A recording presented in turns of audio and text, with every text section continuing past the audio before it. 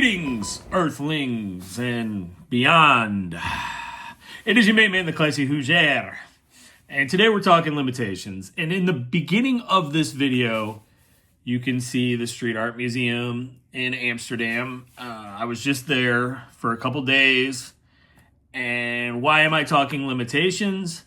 Because I had to fly home because I couldn't sleep.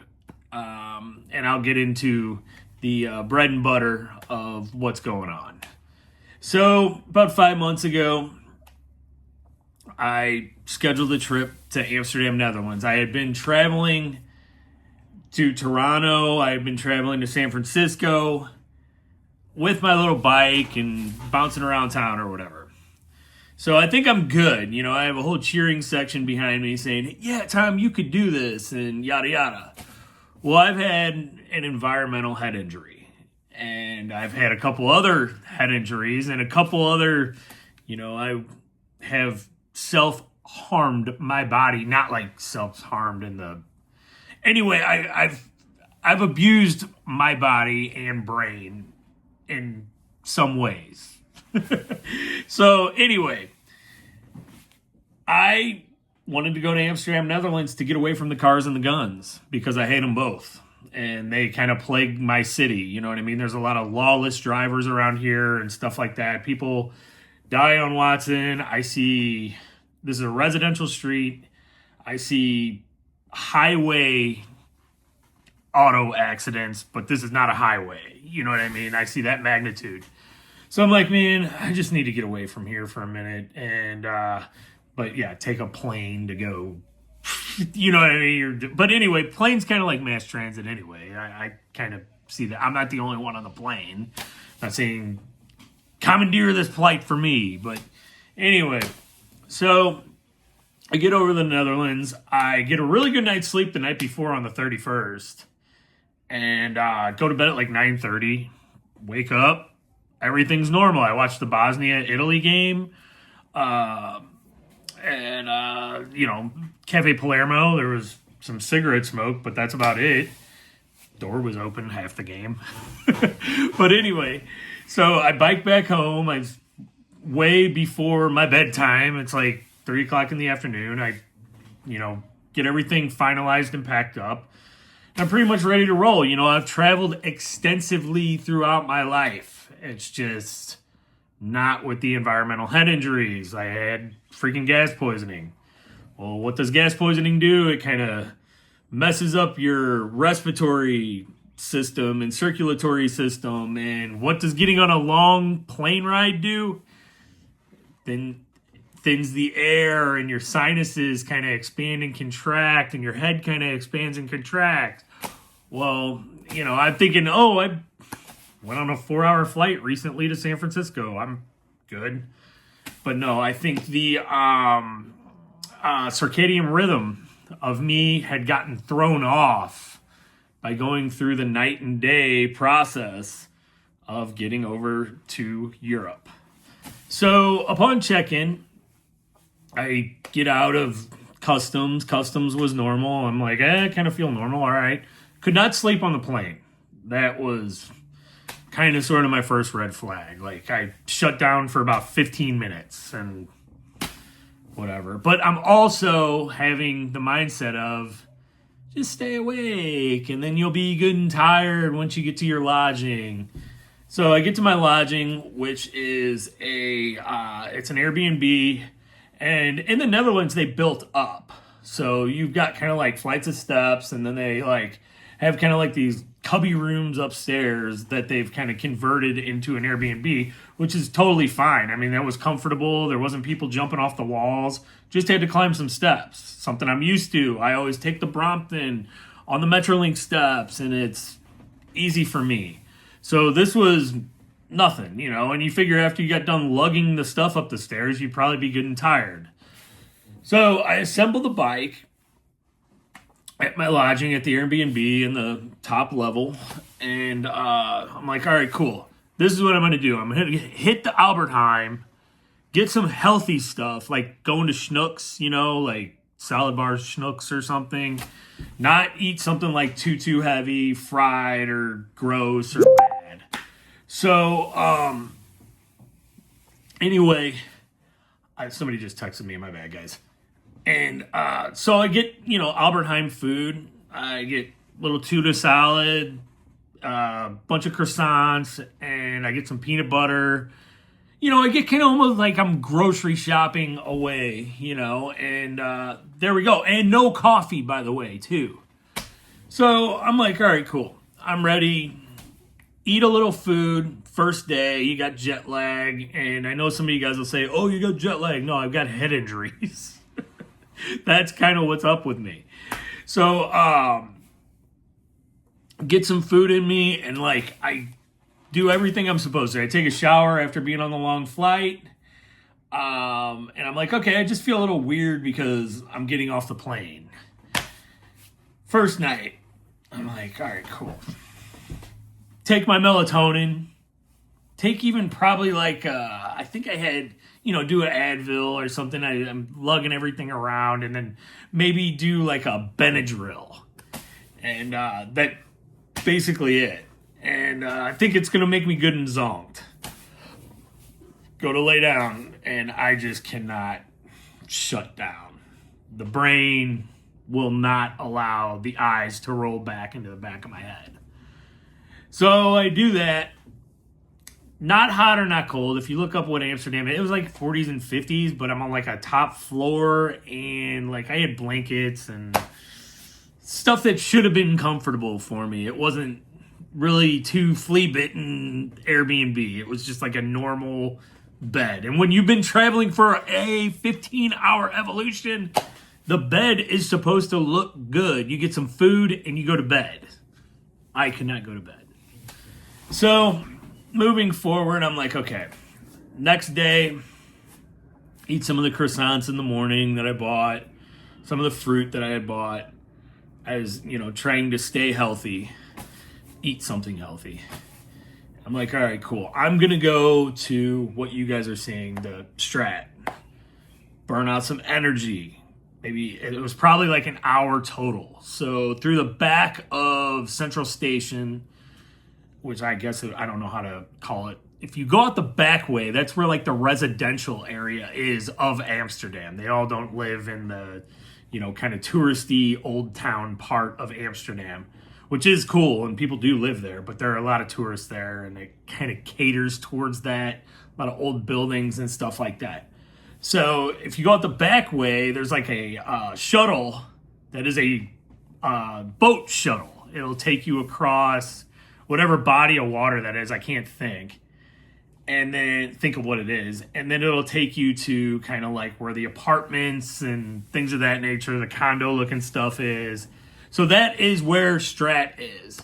So I'm like, all right, cool. I'm going to burn myself out. It's not too cold. It's windy because you're by the water, but it's nothing I'm not used to. We're used to bad weather in St. Louis or extreme weather. So this is normal to me. It's par for the course. Got my little coat on, whatever. So I go to STRAAT, and then it gets to be about 2, 3 o'clock in the afternoon. I'm driving home eating healthy. I'm like, all right, cool. No gross stuff. No coffee so that I can sleep. And I get back up to the bed, kind of lay down for a little bit. It's kind of been somewhat of a long ride. And take a Benadryl to try to take a nap. And I'm contacting people at home by this point. I'm really on the fence about, do I buy another ticket back home? Because that's expensive. You got to kind of tuck your tail, and you got to kind of eat the financial, which I was not staying in the Shangri-La of any of it. It was stuff I could take a hit on or whatever. And I wanted to go to the Ajax game on Saturday. So it gets to be about maybe early evening, 6, 7, 8. And I'm like, I still cannot shut down. I got a little baguette sandwich with, chicken sandwich with, fresh green. So that was the TV repairman. That's why I had to cut it. And they still have TV repairmen. That was another thing that happened right before I left. The TV went out. Well, I don't want to watch TV. Well, freaking I like watching sports. That's the only reason I have TV. I don't watch none of the news and the gas prices and all that other jazz that's going on. So anyway, I make the decision at like, it was evening time, Friday night is when I made the decision. And I'm like, this sucks. A lot of people say, oh, you'll eventually shut down. No, I was going into freaking delirium. And then I had to catch a flight back. And that was also added to, because you're going to be on a 15-hour evolution with no sleep going back home. So I made the decision and I clicked on the ticket and was like, all right, I got to go. The Brompton hit ground in the Netherlands, though. That's what I wanted to do. If it's worth anything, I got to bike around the Netherlands on my Brompton, or around Amsterdam on my Brompton. Woo! So, get on the plane. I have to lug everything down those 3 flights of stairs, which isn't that big of a deal to me. I do that type of stuff all the time. I'm used to lugging my bike around. It's what it is when you use bike commuting and you use the bus and you use the train like we're supposed to be doing, and walking and things of that nature. That's what you're supposed to be doing as a human. You're not supposed to sit in your car for your whole entire existence and be narcissistic, me, and I like control. I can't give up the control to the train conductor or, the bus driver. I need to be in control. Yeah, anyway. But that's what it is. That's why we're auto-dependent. So get there, and when you're leaving, you're going to leave Schiphol from Central Station, you better leave 3 hours plus and some change. I'd almost say 3.5 hours. And this isn't really full tourist season. This is kind of chilly. This is beginning of April 1st. So I get there, get the bike down the stairs, which bought me about an hour. I had that in my head, like the bike kind of saved my life. I was lugging it around and blah, blah, blah, going on a pleasure cruise with my bike. But I knew in my head, man, I got to get this thing down. I got baggage to take down. Like, I'm going to have to be sure that, like, I get there early. Get on the train to Schiphol from Amsterdam, which is easy. I love it. And get into, like, the check-in KLM. And the KLM girls are, like, supermodels, if you have ever seen them. What are we doing over here? Anyway, yeah, because they walk and they, probably bike and they, they have to be a human. So anyway, that's probably why they're in shape. They're better food. You can tell the food's better over there. There's something going on with it that makes it better. Less preservatives and additives and all that stuff. I could definitely tell. So I get into the customs line, checking out of the Netherlands, because they don't want people leaving the Netherlands into other parts of Europe with stuff, contraband, whatever. So there's probably about 25, 30 people in front of me early in the morning, like 6 o'clock plus 6:15-ish in the morning. And they have basically like one customs line getting out of the Netherlands. This is trying to get out. 30 people in front of me, because I factored in an extra hour on that bike. So next thing you know, I get to the front of the line.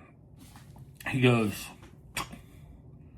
takes my passport, puts it on this little thing, whatever, it folds, little brace. He's like, my colleague will take over from here. Like a freaking robot. And I'm like, what the fuck did I do? They wanted to look through my carry-on at my toothpaste and stuff like that. But they really do have, you think it's bad over here, they have a fine brush that they look through you with, like look through your stuff over in the Netherlands.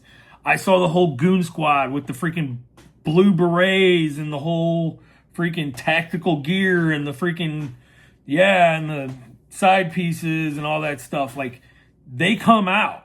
They are not playing. You think we play over here. They do not play over there. You think like, oh, ICE is involved over here and yada yada. No, I got sniffed by a dog too, leaving Minneapolis. Like the dog came up on me and sniffed me and all this, but they do have those in the airport. That's normal.